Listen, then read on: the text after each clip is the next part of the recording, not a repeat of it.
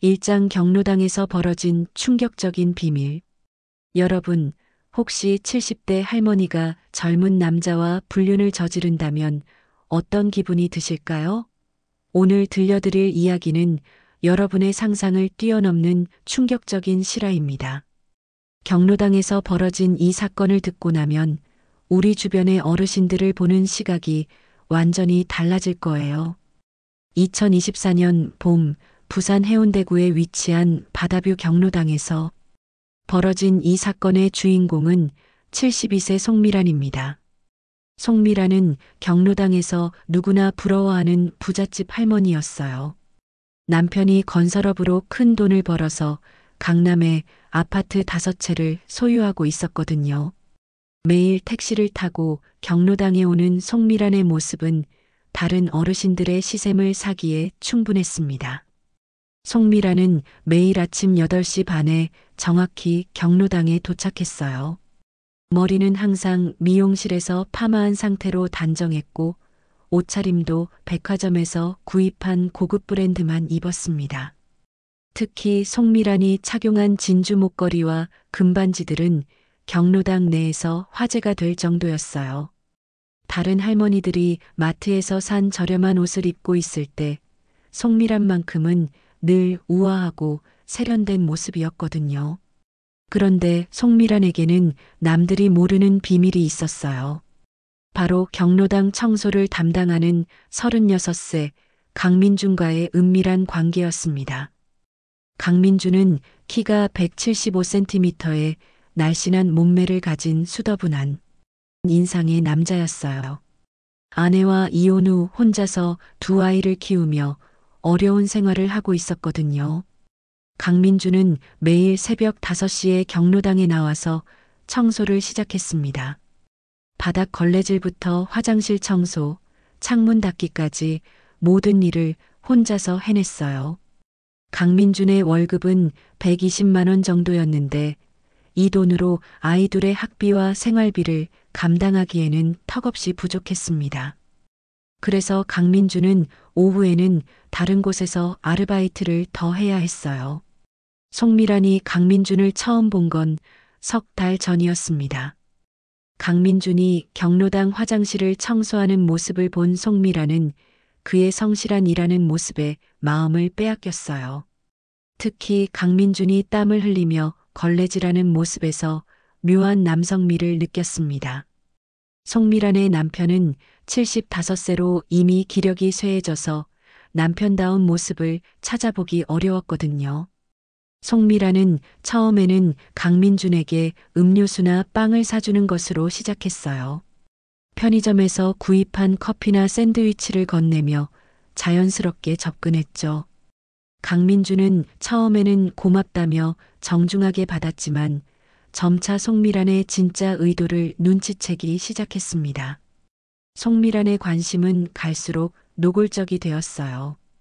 경로당이 비는 오후 시간을 이용해서 강민준과 단둘이 있으려고 했고 강민준의 팔을 스치며 지나가거나 일부러 가까이 다가가서 말을 걸었습니다. 심지어는 강민준이 높은 곳을 청소할 때 사다리를 잡아주겠다며 뒤에서 강민준의 허리를 받치기도 했어요. 강민준은 당황스러웠지만 거절하지 못했습니다. 송미란이 경로당 이사장과 가까운 사이라는 것을 알고 있었거든요. 만약 송미란이 불쾌해한다면 일자리를 잃을 수도 있었어요. 그래서 강민준은 송미란의 행동을 애써 무시하며 자신의 일에만 집중하려고 노력했습니다. 하지만 송미란의 유혹은 점점 더 강해졌어요. 어느 날은 강민준이 청소하는 곳마다 따라다니며 개인적인 이야기를 물어보기 시작했습니다. 강민준의 이혼 사유부터 아이들 학교 생활까지 세세한 것들을 캐물었어요. 송미란은 강민준의 어려운 처지를 알게 되자 더욱 적극적으로 접근했습니다. 결정적인 순간은 지난주 목요일 오후였습니다. 경로당에 아무도 없는 시간, 송미란은 강민준이 창문을 닫고 있을 때 뒤에서 다가갔어요. 송미란은 강민준의 등에 손을 올리며 걱정스러운 표정으로 그의 힘든 생활에 대해 물어봤습니다. 강민주는 깜짝 놀라 뒤를 돌아봤는데 송미란의 얼굴이 바로 코앞에 있었어요. 송미란은 평소보다 진한 화장을 하고 있었고 값비싼 향수 냄새가 진하게 났습니다. 강민준이 물러서려고 하자 송미란이 그의 팔을 붙잡았어요. 송미란은 강민준의 손을 잡고 자신의 뺨에 가져다 댔습니다. 70대가 넘은 나이에도 불구하고 송미란의 피부는 고급 화장품 덕분에 여전히 부드러웠어요. 강민주는 완전히 당황했지만 송미란의 간절한 눈빛을 보니 거절하기가 어려웠어요. 더욱이 송미란이 강민준의 아이들 학비 걱정에 대해 언급하며 도움을 주겠다고 제안하자 강민준의 마음이 흔들리기 시작했습니다. 현실적으로 생각해 보니 송미란의 도움이 절실했거든요. 송미란은 강민준을 경로당 안쪽 사무실로 데리고 갔어요. 사무실에는 작은 소파가 있었는데 송미란은 강민준을 소파에 앉히고 자신도 바로 옆에 앉았습니다. 둘 사이의 거리는 거의 없었어요. 송미란은 자신의 외로운 마음에 대해 털어놓았습니다. 남편이 자신을 여자로 보지 않고 그냥 집안 살림만 하는 존재로 여긴다며 서러워했어요. 송미란은 강민준의 팔을 잡으며 자신의 가슴에 기대게 했습니다. 강민준은 송미란의 체온과 향수 냄새에 어지러워했어요. 송미란은 강민준의 목덜미에 입을 가까이 대고 속삭이듯 말했습니다. 자신을 진짜 여자로 봐달라는 간절한 부탁이었어요. 강민준의 심장은 빠르게 뛰고 있었고 송미란의 손이 강민준의 가슴팍을 어루만지기 시작했어요. 바로 그때 사무실 문이 갑자기 열렸습니다.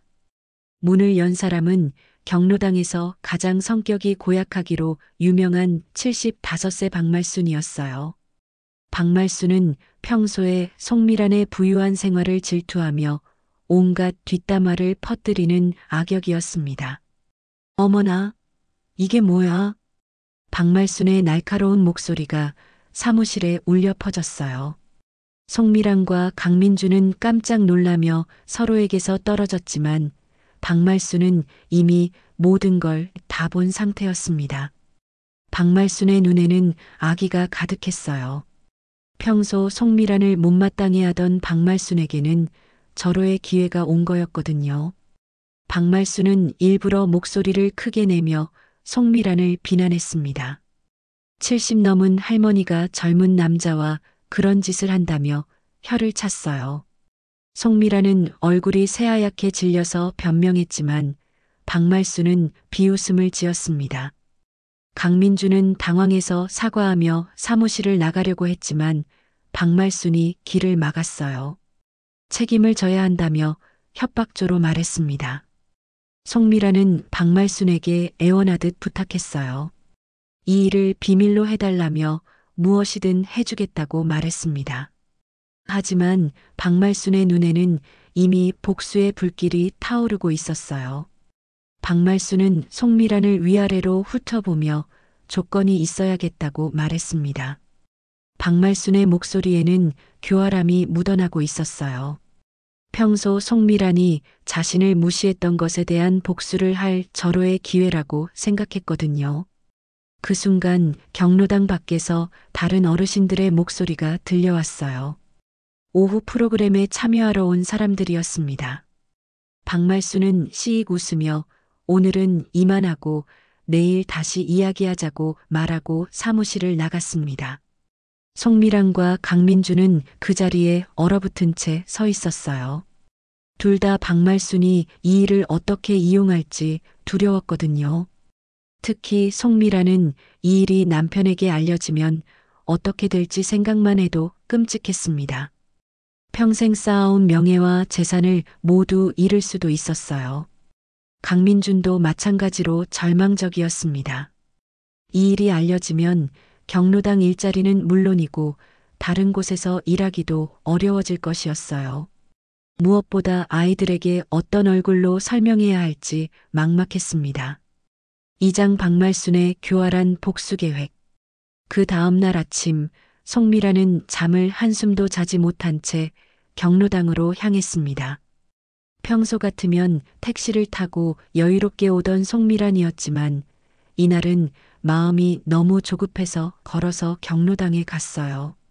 송미란의 머리는 엉망이었고 화장도 제대로 하지 못한 상태였습니다. 평소 완벽한 외모를 자랑하던 송미란의 모습이 아니었어요. 경로당에 도착한 송미란은 주변을 둘러보며 박말순을 찾았습니다. 박말순은 이미 경로당 구석 자리에 앉아서 다른 할머니들과 무언가 이야기를 나누고 있었어요. 박말순이 송미란을 발견하자 의미심장한 미소를 지었습니다. 그 미소에는 승리감이 가득했어요. 박말순은 평생 송미란을 질투해왔던 여자였습니다. 같은 동네에 살면서도 송미란은 부유한 생활을 하고 자신은 남편이 일찍 돌아가셔서 국민연금으로 근근히 살아가고 있었거든요. 특히 송미란이 매일 새 옷을 입고 나타나고 비싼 가방을 들고 다니는 모습을 볼 때마다 박말순의 속은 끓어올랐어요. 박말순은 어제 본 장면을 생각하며 흐뭇해했습니다. 드디어 송미란의 약점을 잡았다고 생각했거든요. 박말순은 이미 머릿속으로 복수 계획을 세우고 있었어요. 송미란을 완전히 무너뜨릴 수 있는 절호의 기회라고 여겼습니다. 박말순은 먼저 경로당에서 가장 입이 가벼운 70세 최정자에게 접근했어요. 최정자는 소문을 퍼뜨리는 데 있어서는 경로당에서 둘째가라면 서러워할 정도였거든요. 박말순은 최정자를 조용한 곳으로 데리고 가서 어제 본 충격적인 장면에 대해 귀띔했습니다. 최정자의 눈이 동그래졌어요. 평소 고상한 척하던 송미란의 추악한 모습을 들은 최정자는 흥분을 감추지 못했습니다. 최정자는 즉시 이 소식을 다른 사람들에게 알리고 싶어 안달이 났어요. 하지만 박말순이 아직은 때가 아니라며 최정자를 진정시켰습니다. 박말순의 계획은 단순히 소문을 퍼뜨리는 것이 아니었어요. 송미란을 완전히 굴복시킨 다음에 원하는 것을 얻어내려고 했습니다. 박말순이 원하는 것은 송미란이 가진 경로당 내에서의 영향력과 돈이었어요. 송미란은 경로당 이사장인 82세 김 회장과 매우 가까운 사이였습니다. 송미란의 남편이 김 회장의 사업에 투자를 해줬기 때문이었어요. 그래서 경로당 내에서 벌어지는 모든 일들은 송미란의 의견이 크게 반영되었습니다. 박말순은 이런 송미란의 지위를 질투해왔던 거예요. 한편 강민주는 어제 일 때문에 완전히 패닉 상태였습니다. 밤새 고민한 끝에 경로당 일을 그만두기로 결심했어요. 하지만 당장 다른 일자리를 구하기도 어려웠고 아이들 학비는 어떻게 마련해야 할지 막막했습니다. 강민주는 평소보다 일찍 경로당에 나와서 청소를 시작했어요. 어제의 일이 꿈이었으면 좋겠다고 생각하면서도 현실을 받아들여야 한다는 것을 알고 있었습니다. 강민주는 청소를 하면서도 계속 주변을 살폈어요. 혹시 어르신들이 자신을 이상하게 보는 건 아닌지 불안했거든요. 아침 9시가 되자 어르신들이 하나둘씩 경로당에 모여들었습니다. 평소 같으면 활기찬 인사와 웃음소리가 가득했을 경로당이 어딘지 어색한 분위기였어요. 송미란이 평소와 다른 모습으로 나타난 것도 있었지만 박말순이 뭔가 심상치 않은 표정을 짓고 있었기 때문이었습니다. 박말순은 오전 10시쯤 송미란에게 다가갔어요. 다른 사람들이 보지 않는 구석진 곳으로 송미란을 불러냈습니다. 송미란은 마지못해 박말순을 따라갔어요. 두 사람은 경로당 뒤편 작은 정원으로 갔습니다. 박말순은 송미란을 위아래로 훑어보며 냉소적인 미소를 지었어요.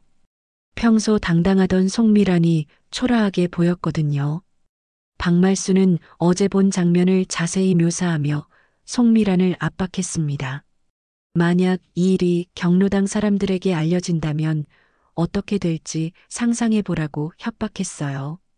송미라는 박말순 앞에서 완전히 굴복한 상태였습니다. 평생 남들보다 우월한 위치에 있다고 자부했던 송미란이었지만 지금은 박말순의 소나기에 있었어요. 송미란은 박말순에게 무엇을 원하는지 물어봤습니다. 박말순의 요구는 생각보다 구체적이었어요. 먼저 경로당에서 진행되는 모든 행사와 프로그램에서 자신이 주도적인 역할을 할 수 있게 해달라고 했습니다. 지금까지는 송미란이 모든 것을 결정했는데 이제는 박말순이 그 자리를 차지하고 싶었던 거예요. 두 번째 요구는 돈이었습니다. 박말순은 매월 50만 원씩 용돈을 달라고 했어요. 국민연금만으로는 생활하기 어렵다며 송미란에게 경제적 지원을 요구했습니다. 송미란에게는 큰 돈이 아니었지만 박말순에게는 삶의 질을 크게 바꿀 수 있는 금액이었어요. 마지막으로 박말순은 송미란이 앞으로 경로당에서 자신에게 존댓말을 사용하라고 했습니다. 나이는 박말순이 3살 위였지만 지금까지 송미란은 박말순을 동등하게 대했거든요. 이제는 완전히 상하관계를 만들고 싶었던 거예요. 송미란은 박말순의 요구를 들으며 분노했지만 어쩔 수 없었어요. 만약 이 일이 남편에게 알려진다면 이혼은 물론이고 재산 분할에서도 불리한 입장에 처할 수 있었거든요. 더욱이 동네 사람들에게 알려진다면 평생 고개를 들고 다닐 수 없을 것이었어요. 결국 송미란은 박말순의 모든 요구를 받아들이기로 했습니다. 선택의 여지가 없었거든요. 박말순은 만족스러운 표정으로 송미란과의 대화를 마쳤어요. 드디어 평생 질투했던 송미란을 굴복시켰다는 성취감에 박말순은 우쭐해했습니다. 그 오후 경로당에서는 이상한 변화가 일어났어요. 평소 모든 일을 주도하던 송미란이 갑자기 소극적이 되었고 박말순이 적극적으로 나서기 시작했습니다.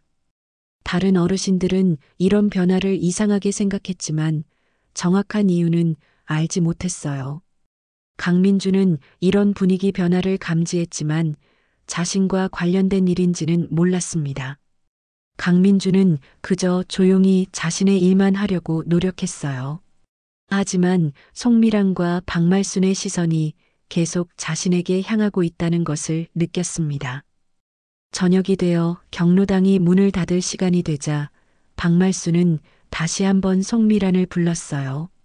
이번에는 강민준도 함께 불렀습니다. 세 사람은 경로당 사무실에 모였어요. 박말순은 강민준에게도 조건을 제시했습니다. 앞으로 자신이 부르면 언제든지 와야 하고 경로당 청소 외에 자신의 집 청소도 해달라고 했어요. 대신 추가 비용은 송미란이 지불하기로 했습니다. 강민주는 당황했지만 거절할 수 없었어요. 이렇게 박말순의 계획은 완벽하게 성공하는 듯 보였습니다. 송미란과 강민준을 모두 자신의 통제하에 두게 된 거였어요. 박말순은 이제 경로당에서 가장 영향력 있는 사람이 될 수 있다고 확신했습니다. 하지만 박말순은 한 가지를 간과했어요. 바로 송미란이 그렇게 쉽게 굴복할 사람이 아니라는 것이었습니다. 송미란은 겉으로는 박말순의 요구를 받아들이는 척했지만 속으로는 복수의 기회를 노리고 있었어요. 3장 송미란의 은밀한 역습. 박말순의 협박이 시작된 지 일주일이 지났습니다. 송미란은 매일 굴욕적인 하루를 보내야 했어요. 박말순은 경로당에서 마치 여왕처럼 행세했고 송미란에게 이것저것 시키며 우월감을 만끽했습니다. 다른 어르신들은 갑작스러운 두 사람의 관계 변화를 이상하게 여겼지만 정확한 이유는 알지 못했어요. 송미란은 박말순 앞에서는 고개를 숙이고 있었지만 집에 돌아가서는 분노로 잠을 이루지 못했습니다. 70이 넘은 나이에 남에게 이런 굴욕을 당한다는 게 참을 수 없었거든요. 송미란은 거울 앞에 서서 자신의 모습을 바라보며 복수를 다짐했어요. 송미란이 가만히 있을 사람이 아니었습니다. 젊었을 때부터 똑똑하고 계산적인 성격이었던 송미란은 박말순의 약점을 찾기 위해 조용히 정보를 수집하기 시작했어요. 먼저 박말순의 과거부터 파헤쳤습니다. 박말순에게는 48세 아들 박성호가 있었어요. 박성호는 중소기업에서 과장으로 일하고 있었는데 최근에 회사 내에서 문제가 생겼다는 소문이 있었습니다. 송미라는 자신의 인맥을 활용해서 박성호가 다니는 회사에 대해 알아봤어요. 알고 보니 박성호는 회사 돈을 횡령한 혐의로 감사를 받고 있는 상황이었습니다. 금액이 크지는 않았지만 발각되면 해고는 물론이고 법적 처벌까지 받을 수 있는 상황이었어요. 박말수는 이 사실을 모르고 있었습니다. 박성호가 어머니에게 걱정을 끼치고 싶지 않아서 숨기고 있었거든요. 송미라는 이 정보를 확인하기 위해 자신의 남편 인맥을 이용했어요. 송미란의 남편이 건설업계에서 오랫동안 활동하면서 쌓은 네트워크는 상당했거든요. 송미란은 남편 몰래 그 인맥을 활용해서 박성호의 상황을 정확히 파악했습니다. 더 놀라운 사실은 박성호가 횡령한 돈으로 도박을 했다는 것이었어요. 박성호는 인터넷 도박에 빠져서 회사 돈까지 손을 댄 상황이었습니다. 이 사실이 알려지면 박말수는 완전히 망신당할 것이었어요. 경로당에서 항상 자신의 아들 자랑을 하던 박말순이었거든요. 송미라는 이 정보만으로는 부족하다고 생각했어요. 더 결정적인 약점이 필요했거든요. 송미라는 박말순의 개인적인 비밀을 찾기 위해 노력했습니다. 그 과정에서 충격적인 사실을 발견했어요. 박말순에게는 숨겨진 과거가 있었습니다. 젊었을 때 박말순은 유명한 술집에서 일했던 적이 있었어요. 그것도 단순한 서빙이 아니라 손님들과 술을 마시며 접대하는 일이었습니다. 박말수는 이 사실을 평생 숨기고 살아왔어요. 더욱이 박말수는 그 술집에서 만난 남자와 불륜을 저질렀다가 임신을 했었습니다.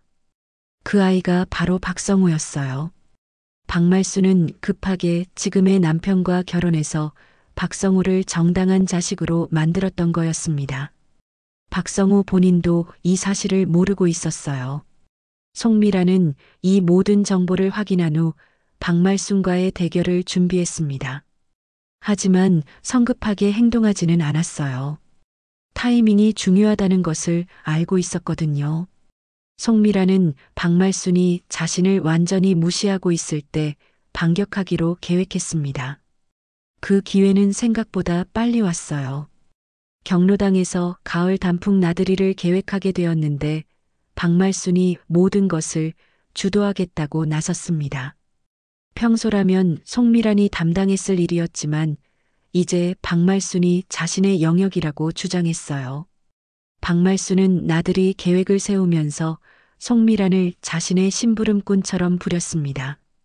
버스 예약부터 식당 예약까지 모든 것을 송미란에게 시켰어요.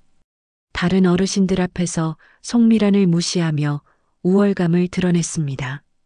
송미란은 박말순의 이런 행동을 보며 복수의 때가 왔다고 판단했어요. 나들이 당일 송미란은 박말순과 단둘이 있을 기회를 만들었습니다. 다른 사람들이 단풍 구경을 하고 있을 때 송미란은 박말순을 조용한 곳으로 불러냈어요. 송미란은 차분한 목소리로 박말순에게 말했습니다. 박성호의 횡령 사건과 도박 문제에 대해 모두 알고 있다고 했어요. 박말순의 얼굴이 순식간에 창백해졌습니다. 아들의 문제를 누가 알고 있다는 사실에 충격을 받았거든요. 송미라는 여기서 멈추지 않았어요. 박말순의 과거 술집 일과 박성호의 진짜 아버지에 대한 이야기까지 꺼냈습니다. 박말순은 완전히 패닉 상태가 되었어요. 이 모든 비밀이 알려진다면 자신은 경로당에서 완전히 매장당할 것이었거든요.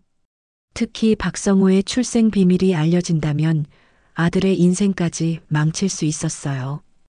박성호는 지금까지 자신을 정당한 자식으로 알고 살아왔는데 갑자기 아버지가 다르다는 사실을 알게 된다면 큰 충격을 받을 것이었습니다. 송미라는 박말순에게 선택권을 주었어요. 지금까지의 협박을 멈추고 원래대로 돌아가거나 아니면 모든 비밀을 경로당 사람들에게 폭로하겠다고 했습니다. 박말순은 떨리는 목소리로 용서를 빌었어요. 하지만 송미란의 복수는 여기서 끝나지 않았습니다. 박말순이 지난 일주일 동안 자신에게 한 굴욕을 그대로 되돌려주고 싶었거든요. 송미란은 박말순에게 앞으로 자신에게 사과하라고 요구했어요. 그것도 다른 사람들 앞에서 공개적으로 말이에요. 박말순은 어쩔 수 없이 송미란의 요구를 받아들였습니다. 나들이에서 돌아온 후 박말순은 경로당 사람들 앞에서 송미란에게 사과했어요. 지금까지 무례하게 대해서 죄송하다며 고개를 숙였습니다. 다른 어르신들은 갑작스러운 박말순의 태도 변화에 놀랐어요. 불과 일주일 전까지만 해도 송미란을 하대하던 박말순이 갑자기 사과하는 모습이 이상했거든요. 하지만 정확한 이유를 아는 사람은 송미란과 박말순 뿐이었어요. 송미란은 박말순의 사과를 받으며 내심 만족했습니다. 하지만 완전히 끝난 것은 아니었어요. 송미란은 박말순이 다시는 자신을 건드리지 못하도록 확실히 못을 받고 싶었거든요. 송미란은 박성호에게 직접 연락했어요. 아들의 횡령 문제를 해결해 줄 수 있다고 제안했습니다. 송미란의 남편 인맥을 통해서 조용히 문제를 덮을 수 있다는 거였어요. 대신 박말순이 앞으로 절대 자신을 괴롭히지 말라고 당부했습니다. 박성호는 송미란의 제안에 감사해했어요. 어머니가 송미란과 무슨 일이 있었는지는 정확히 모르지만 송미란의 도움이 절실했거든요. 박성호는 어머니에게 송미란을 잘 모시라고 당부했습니다. 이렇게 송미란과 박말순의 갈등은 송미란의 완승으로 끝났어요. 박말순은 다시 조용한 경로당 할머니로 돌아갔고 송미란은 원래의 지위를 되찾았습니다. 하지만 이 과정에서 강민주는 여전히 어정쩡한 상태였어요. 강민주는 송미란과 박말순의 갈등 상황을 정확히 파악하지 못했지만 자신과 관련된 일이라는 것은 알고 있었어요. 강민주는 이 모든 일이 정리될 때까지 조용히 기다리기로 했습니다. 사장 충격적인 진실과 예상치 못한 결말.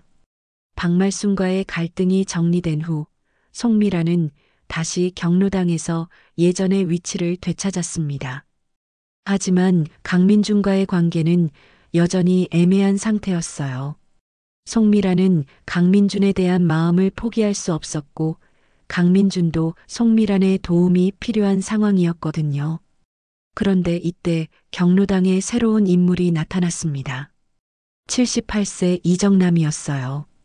이정남은 최근에 이 동네로 이사온 독거노인이었는데 외모부터가 범상치 않았습니다. 키가 크고 단정한 모습에 옷차림도 세련되었어요. 무엇보다 이정남의 눈빛에는 젊은 시절의 매력이 여전히 남아 있었습니다. 이정남은 경로당에 나타난 첫날부터 여성 어르신들의 관심을 끌었어요. 특히 송미란에게 적극적으로 접근했습니다. 이정남은 송미란을 보자마자 아름다우시다고 칭찬하며 관심을 표현했어요. 오랫동안 남성의 관심을 받지 못했던 송미란은 이정남의 접근에 마음이 흔들렸습니다.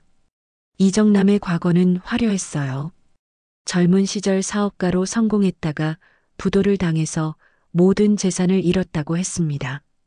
부인도 그때 떠나갔고 자식들과도 연락이 끊어진 상태라고 털어놓았어요. 이정남의 구슬픈 사연에 송미란을 비롯한 여성 어르신들은 동정심을 느꼈습니다. 하지만 이정남에게는 숨겨진 정체가 있었어요. 이정남은 실제로는 전문적인 결혼 사기꾼이었습니다. 전국을 돌아다니며 경제적으로 여유 있는 여성 노인들을 타겟으로 삼아서 사기를 치는 것이 이정남의 직업이었어요. 이정남은 송미란이 부유하다는 정보를 미리 파악하고 접근한 거였습니다. 이정남은 송미란에게 접근하는 방법이 매우 교묘했어요. 처음에는 친구로 다가가면서 송미란의 마음을 열었습니다.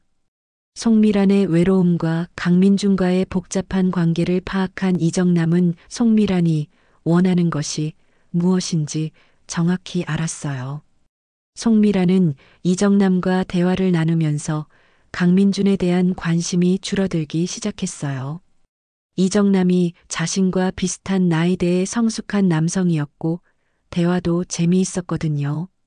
강민준과는 나이 차이 때문에 어색했던 것과는 대조적이었습니다.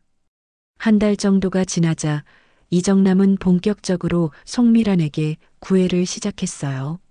송미란에게 꽃을 선물하고 함께 식사를 하자고 제안했습니다. 송미란은 오랜만에 느끼는 설렘에 이정남의 제안을 받아들였어요. 두 사람은 경로당 밖에서 데이트를 즐겼습니다. 고급 레스토랑에서 식사를 하고 영화관에서 영화를 보기도 했어요. 송미란은 이정남과 함께 있을 때 자신이 다시 젊어진 것 같은 기분을 느꼈습니다. 이정남은 점차 송미란에게 경제적인 도움을 요청하기 시작했어요. 처음에는 작은 돈부터 빌려달라고 했습니다. 용돈이 부족하다거나 병원비가 필요하다는 핑계를 댔어요. 송미란은 이정남을 좋아했기 때문에 기꺼이 도와줬습니다. 그런데 이정남의 요구는 점점 커졌어요. 100만 원, 200만 원, 500만 원 단위로 돈을 요구하기 시작했습니다. 사업을 다시 시작하고 싶다거나 투자 기회가 생겼다는 이유였어요. 송미란은 이정남을 믿고 계속 돈을 빌려줬습니다. 강민주는 송미란과 이정남의 관계를 지켜보며 불안감을 느꼈어요. 이정남이 뭔가 수상하다는 직감이 들었거든요. 강민주는 송미란에게 조심하라고 조언했지만 송미란은 강민준의 말을 질투로 받아들였어요. 이정남이 송미란에게서 빼낸 돈은 총 2천만 원에 달했습니다. 송미란에게는 큰 돈이 아니었지만 이정남에게는 상당한 액수였어요. 이정남은 적당한 시점에 사라질 계획을 세우고 있었습니다. 그런데 예상치 못한 일이 벌어졌어요. 이정남의 과거를 아는 사람이 경로당에 나타난 거였습니다. 70세 여성인 김순이였는데 김순이는 이정남에게 사기를 당한 피해자였어요. 김순이는 우연히 경로당에서 이정남을 발견하고 경찰에 신고했습니다. 경찰이 경로당에 나타났을 때 이정남은 당황했어요. 하지만 이미 늦었습니다. 이정남은 현장에서 체포되었고 송미란은 충격에 빠졌어요. 자신이 사랑했다고 생각한 남자가 사기꾼이었다는 사실을 받아들이기 어려웠거든요. 더 충격적인 사실은 이정남이 전국에서 수십 명의 여성을 상대로 같은 수법의 사기를 쳤다는 것이었습니다. 송미란은 이정남의 수많은 피해자 중 한 명에 불과했어요. 송미란의 자존심은 완전히 무너졌습니다. 송미란은 이정남에게 속았다는 사실보다 자신의 판단력을 의심하게 되었어요. 평생 똑똑하다고 자부했던 송미란이었는데 이렇게 쉽게 속았다는 것이 믿기 어려웠거든요. 송미란은 며칠 동안 경로당에 나오지 않았습니다. 강민주는 송미란을 걱정해서 집까지 찾아갔어요. 송미란은 강민준을 보자 울음을 터뜨렸습니다. 자신이 얼마나 어리석었는지 강민준의 충고를 듣지 않은 것을 후회한다고 말했어요. 강민준은 송미란을 위로하면서 말했습니다. 누구나 실수할 수 있고 중요한 것은 그 실수에서 배우는 것이라고 했어요. 강민준의 따뜻한 위로에 송미란은 마음의 안정을 찾기 시작했습니다. 이 사건을 계기로 송미란과 강민준의 관계는 새로운 국면을 맞았어요. 송미란은 강민준에 대한 감정이 단순한 욕망이 아니라 진정한 애정이었다는 것을 깨달았습니다. 강민준도 송미란의 진심을 이해하게 되었어요. 두 사람은 서로의 처지를 이해하고 받아들이기로 했습니다. 나이 차이나 사회적 시선보다는 서로에 대한 진심이 더 중요하다고 생각했어요. 송미란은 강민준의 생활을 도와주고 강민준은 송미란의 외로움을 달래주기로 했습니다. 경로당 사람들은 처음에는 두 사람의 관계를 이상하게 여겼어요. 하지만 시간이 지나면서 두 사람의 진심을 이해하게 되었습니다. 특히 이정남 사건 이후 송미란을 동정하는 분위기가 생겼거든요. 박말순도 송미란에게 조용히 사과했어요. 송미란이 어려운 시기를 보내는 것을 보고 미안한 마음이 들었던 거예요. 두 사람은 완전히 화해하지는 못했지만 최소한의 예의는 지키기로 했습니다. 몇 개월 후 송미란과 강민준은 정식으로 동거를 시작했어요. 주변의 시선이 따가웠지만 두 사람은 서로만 있으면 행복했습니다. 송미란은 강민준의 아이들까지 돌봐주며 진정한 가족이 되어갔어요. 강민준은 송미란 덕분에 경제적 안정을 찾았고 송미란은 강민준 덕분에 외로움을 달랠 수 있었습니다. 두 사람의 나이 차이는 40 가까이 났지만 서로를 아끼고 사랑하는 마음은 진짜였어요. 경로당에서는 이들의 이야기가 전설처럼 회자되었습니다. 처음에는 스캔들로 시작된 관계였지만 결국 진정한 사랑으로 발전했다는 것이었어요. 어르신들은 나이가 들어도 사랑할 수 있다는 것을 송미란과 강민준을 통해 배웠습니다. 송미란은 이정남 사기 사건으로 2천만 원을 잃었지만 그보다 더 큰 것을 얻었다고 생각했어요. 바로 진정한 사랑과 가족이었습니다. 강민준과 그의 아이들과 함께 보내는 시간이 돈보다 훨씬 소중했거든요. 이 이야기는 경로당뿐만 아니라 동네 전체에 알려졌어요. 처음에는 수군거렸던 사람들도 점차 두 사람의 진심을 이해하게 되었습니다. 진정한 사랑에는 나이가 중요하지 않다는 것을 보여준 사례였거든요. 여러분의 구독과 좋아요는 저에게 큰 힘이 됩니다. 다음 시간에는 더 재미있는 스토리로 찾아올게요. 오늘도 들어주셔서 감사합니다.